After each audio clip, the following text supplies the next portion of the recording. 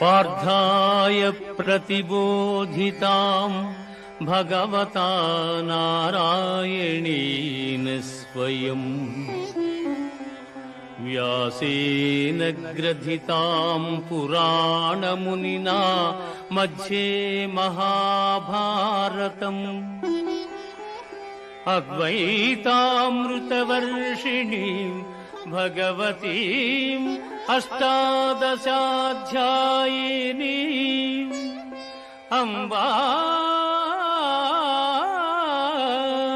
త్వామనుసందధామి భగవద్గీతే భవద్వేషిణీం భగవద్గీతే భవద్వేషిణీం. భగవద్గీత మహాభారతము యొక్క సమగ్ర సారాంశము. భక్తుడైన అర్జునునకు అనర్చిన ఉపదేశమే గీతా సారాంశము. భారత యుద్ధము జరగరాదని సర్వవిధములా భగవానుడు ప్రయత్నించెను. కాని ఆ మహానుభావుని ప్రయత్నములు వ్యర్థములాయను. అటు పిమ్మట శ్రీకృష్ణుడు పార్థునకు సారథి అయి నిలిచెను.